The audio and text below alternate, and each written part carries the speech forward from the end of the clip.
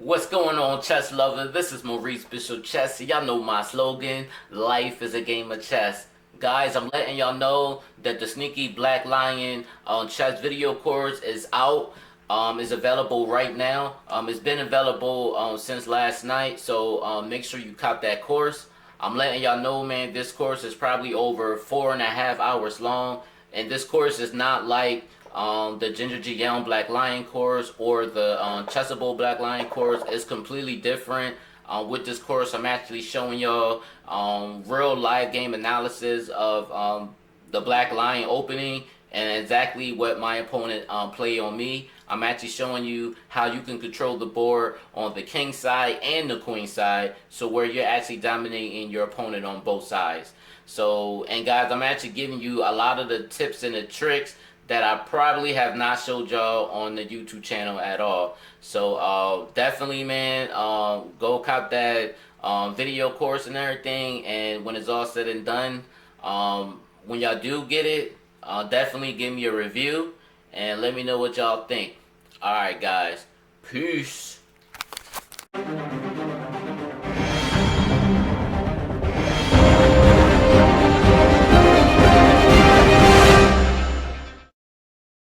What's going on, chess lovers? This is Maurice Bishop Chess. Y'all know my slogan, life is a game of chess. All right, guys, I want to share with y'all this Elshad system. This is pretty much actually, this is on what UV metal and working and fabrication channel. This is what he wanted to or he wanted me to explain to y'all the process of whether I go into the open or closed variation in the Elshad system. To really answer that question, it really doesn't depend on whether if it's an open or closed situation or a closed position, because of the fact that Black can try to close the position, but if he tries to close the position, he will always leave some type of weaknesses in his camp. So, and this is what I actually want to explain in this lesson. So, without further ado, let's actually get started. So, for instance, C3, D5, D3, Knight F6, H3, right? E5, G4, and let's say, for instance, if Black tries to go C5, the psychological part or the psychological point of your opponent playing C5 is because maybe he wants to grab the center, which is that is principle in the opening. You want to grab the center, whereas Elshad system, we pretty much break all that principles. We don't care about grabbing the center. We don't care about trying to develop a whole bunch of minor pieces first. It's our opening is very unorthodox, I might say. So with c5, it might be psychological in your opponent's mind. He may feel as though maybe white may try to go e4, and maybe he could go d4 to try to gain the center and gain more space in the position. But of course, we don't do that. We don't go e4. This is different. We're unorthodox, when you're playing an L shot. So bishop g2. And let's say he goes knight c6, he just want to develop his knight on c6 and everything, trying to grab the center. And we'll go knight b to d2, right? So then Black, all he's just doing lots of good moves right now. He just developing his pieces, and of course he just want to get his king into safety, right? So let's say after bishop e7, we just go knight f1. Now, and I've seen this a lot, but sometimes your opponent may wants to go e4 sometimes. And I guess due to the fact that, after d captures e4, if you take, we'll go queen captures and then bishop captures d8. And in his mind, he's thinking that he still grabbed the center, he still has a pawn on e4, but the mistake in this is because of g5. After g5, as you can see, Black has three options. He can either go knight h5, which is pretty much not really a good move. He could go knight d5, which is also it's not a bad move, but in other words, Black is still losing a tempo because I hit him with g5, and now he's about to lose his pawn on e4. So much for Black trying to get a strong center, because now he just messed up the whole center, and now we gain a pawn. So now we're good. All right. So, and let's say D4. Let's say D4 is played. The situation with that now, black activate your light square bishop. So now we have stuff with Queen A4. We can do Queen A4 if we want. Um, and uh, and I don't know how many times I see this, but I see opponents go Bishop B7. They literally disregard Bishop capture C6. You take Queen captures c6 with a check. And then after bishop d7, we could immediately go to queen g2, which is actually perfect for us because not only did we just gain a pawn, but also we still have g5 moves. But we have g5 moves, but we also have the knight f1 move to g3. Whereas if we go g5, then the knight can go h5, and now we'll have a strong attack in on the king side because obviously if black try to castle on the queen side, obviously everything is all open. As you can see, there will be so many weaknesses, and this wouldn't be very smart for black in this position. So much again for black trying to close the position because technically it's really not closed now. Because and then another thing on top of that is guys, we do have some knight f3 moves that we can do where we're already attacking the pawn on e5. Um, or we could go knight e4 as well, which is also another option. Or if we want, we can literally close this position with c4 because black is not gonna be able to do too much on the queen side at all.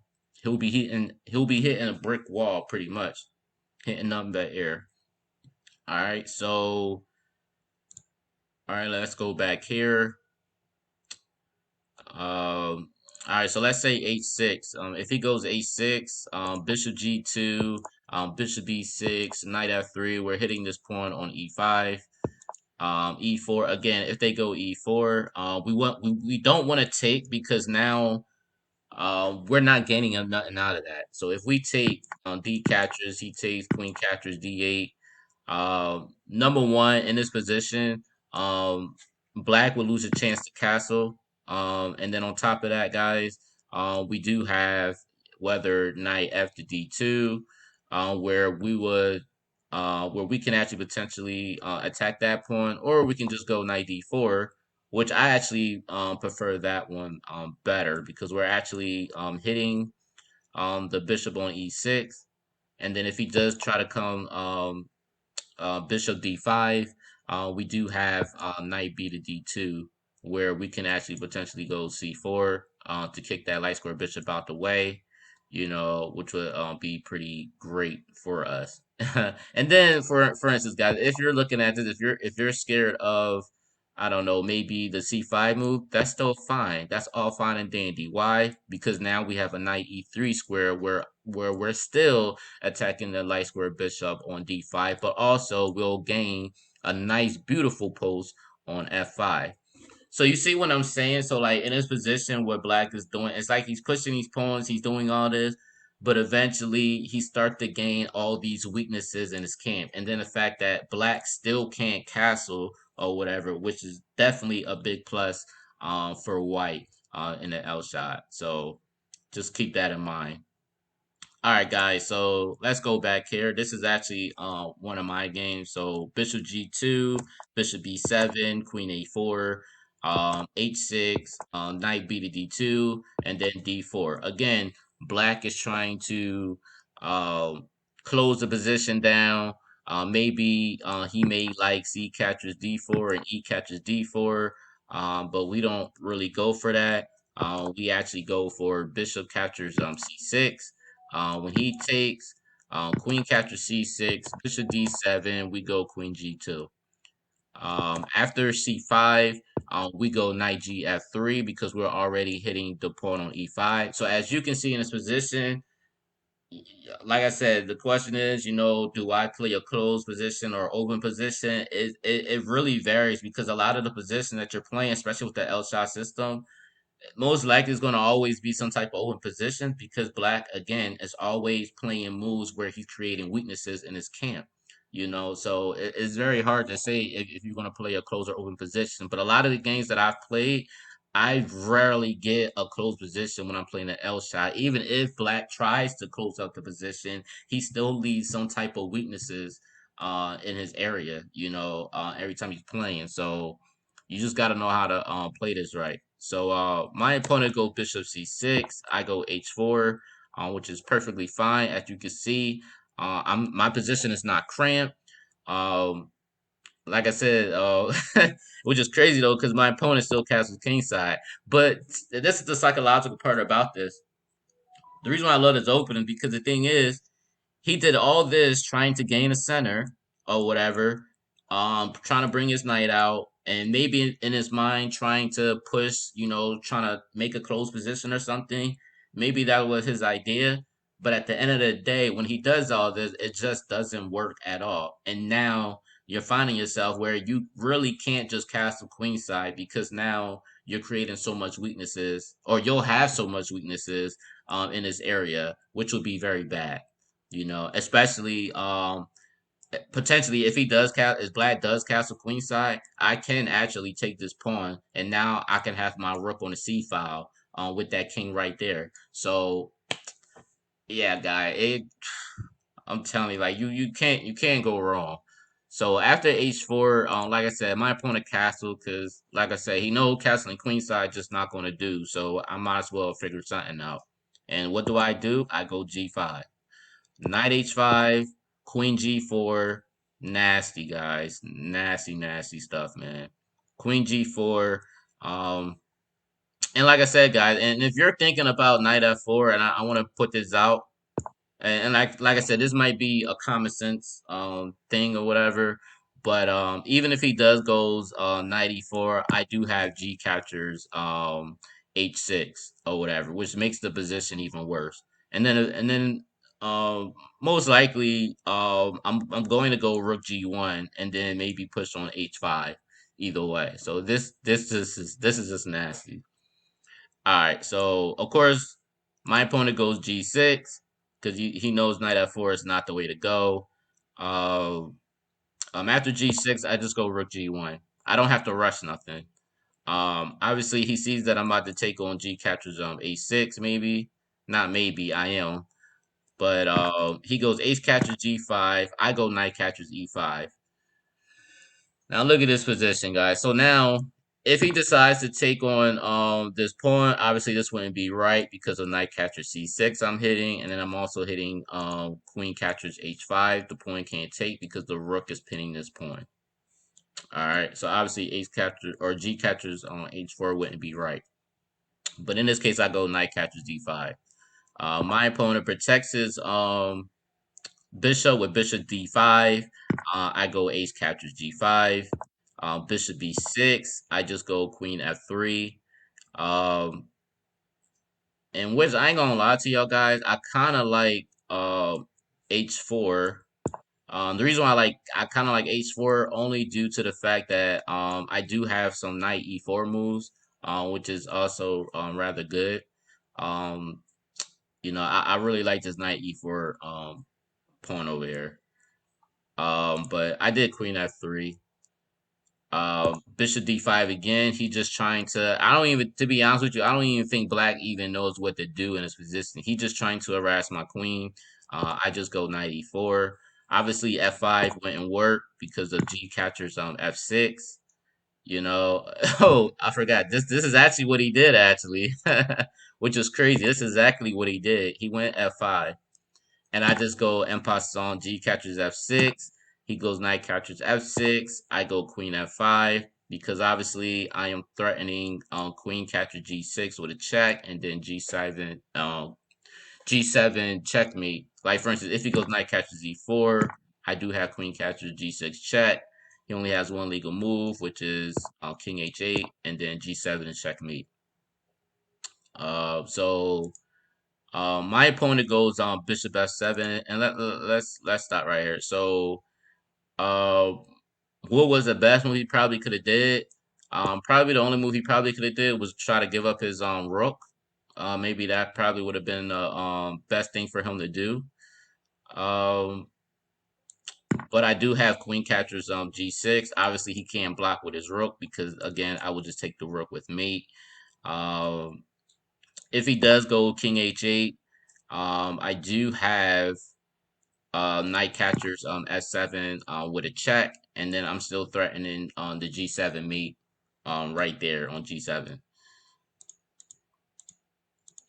All right, so which is probably why he went bishop f7, and of course, I just go knight capture g6, and really sorry about that, guys. Knight capture g6, and I think after this he just pretty much gave up after this.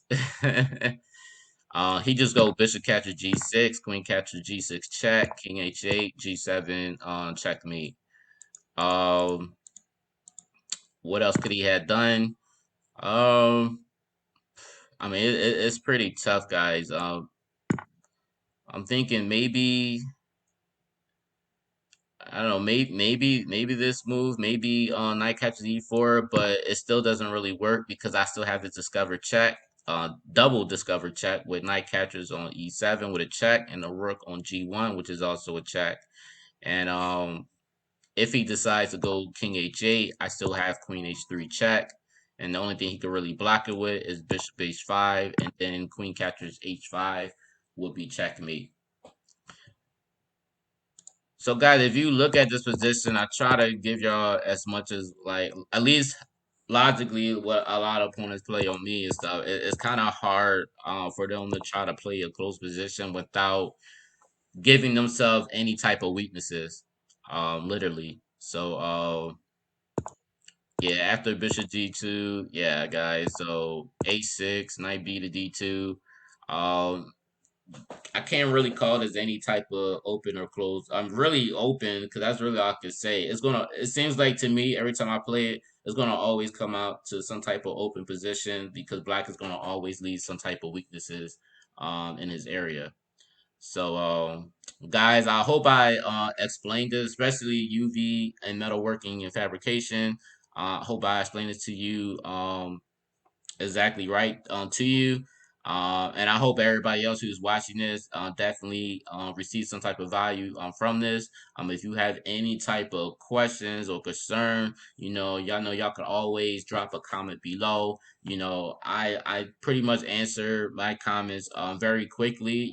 You can ask anybody else on this channel that asks questions. I usually respond back very quickly. So so yeah, guys. And then if y'all watching this for the first time, this is y'all first time watching this content, definitely turn on your notification bell on. And also, guys, don't forget to hit the subscribe button. All right, guys. Peace.